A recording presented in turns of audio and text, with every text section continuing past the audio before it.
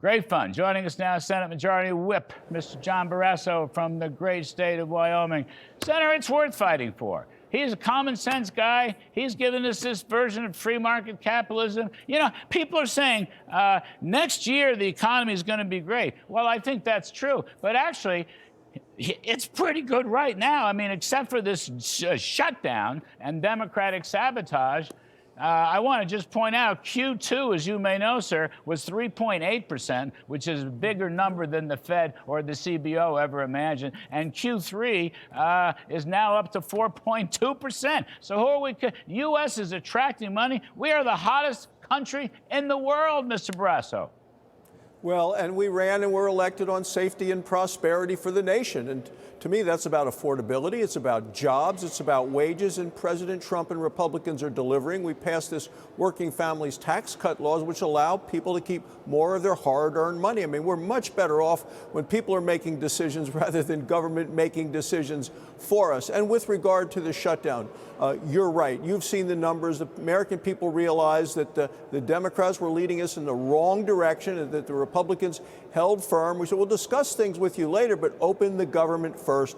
Hopefully, come January, they realize that nothing good comes from a government shutdown. We're going to get the appropriations bills through the process because we're getting this country back on track. That's our commitment to the American people, and that's what I'm focused on, Larry.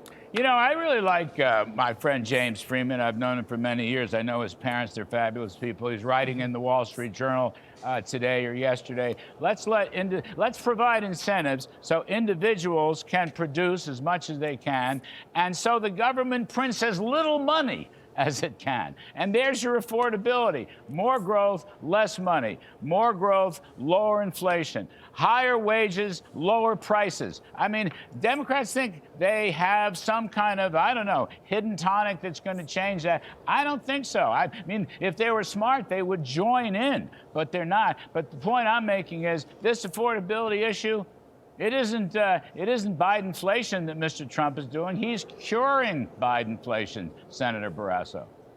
Well, he isn't. In your riff, you talked about incentives. So what the Republicans did when we passed our law is we basically cut taxes. The Democrats were trying to raise taxes $4 trillion. I mean, when you punish productivity to that level, that's a disincentive. What we did is no tax on tips, no tax on Social Security, no tax on overtime. That encourages people to work harder, to work more, to be more productive. All of those things are going to help us and our economy moving forward. So I'm very optimistic about the future. And you talk about the revenue that's coming in. President Trump talked about that, the tariff revenue. We're talking hundreds of billions of dollars. The investments that are coming into the country, tens of trillions of dollars, all of those things investing in America because it is the right place to invest, because the incentives are right, the opportunities are right, we have the best workers in the world, and I think our best days are ahead, Larry. This is the hottest country in the world, right? This is the hottest country in the world. That's why this money is pouring in to our dollars. I think it's fabulous. Senator Barrasso, I want to pitch you on something. This is a Kudlow idea, but it turns out it's not entirely original. You may have heard this from Senator Kennedy. But, you know, Mr. Trump has talked about ending the filibuster, okay, and getting a Republican agenda, because if we don't get it at there first, if Republicans don't get it first, the Democrats will, and they tried when they had the Senate the last time. Almost succeeded, less 2 votes. But here's my tip. I'm very worried that the Democrats will try to shut the government down at the end of January. So, Senator Barrasso, this is your friend Larry. I'm just suggesting that you turn the CR into a reconciliation bill, which requires only 51 votes, as you know very well, better than I know. And the Democrats cannot stop that. They will not sabotage the economy forever in the midterm election. Let's use reconciliation. You could have 1 reconciliation bill, 2 reconciliation bills. Let's move the CR out and move reconciliation in. 51 votes, it's all it takes, as you well know. What do you think? I'm told John Kennedy, Senator Kennedy, a very smart man and a friend, I'm told he's been pushing this. I didn't know that, but I'm delighted to hear it. Well, there's a lot there, Larry. First, you got to get John Kennedy's book. It is amazing. He's I've read the book. I love the book. He was right here on set. We were laughing together. Yes, sir. Yeah.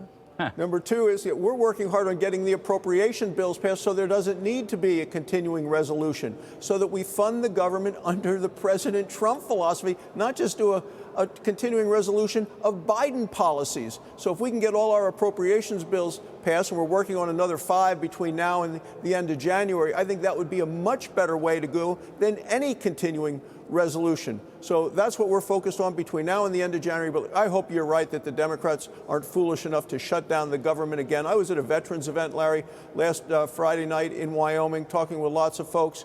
You know, everyone had a hardship story of what happened in the shutdown. A man who volunteers at the food bank talked about lines around the block. People were stranded traveling. Another veteran whose son is in the military, married to someone who's in the military. Both of them really slammed by the fact that people weren't getting their paychecks. So nothing good comes of the shutdown. And Larry, if you follow what the Democrats are saying, up to most of them, because there were 8 that voted with us to reopen the government. Most Democrats wish the government were still shut down today. You know, heartless approach to people who would need various services of the government, worried about Thanksgiving coming. So the hope is we can get these appropriation bills passed. That's what we're working on right now. Yeah, but if Susan you don't, Collins chairs that committee, I know. We're focused there. I got to save time for my friend Jim Jordan, who's coming up. But I tell you, Senator, I'm worried. I know that intentions are good. I know the mission is pure. But if you don't get there, I mean, the Democrats, you know, they won't do anything they can to undermine Mr. Trump in the midterm election year. They're wetting their whistles because they won a couple of races in blue states 2 weeks ago. You know what I'm talking about. Reconciliation is just 51 votes. Reconciliation is like ending the fiscal filibuster. That's what it really is. Yeah, we've been meeting on that. You know, Lindsey Graham's the chairman of the Budget Committee. We have a framework in place of things that we're talking about that we have an opportunity to do a second reconciliation package, and we may do that. My goal is to get the appropriations bills done at spending levels lower than what might be at the continuing resolution, and with a Trump agenda, not a continuing resolution based on the old Biden spending. All right, I got you. Senate Majority Leader, Mr. John Barrasso from the great state of Wyoming. Thank you, sir. Great to see you.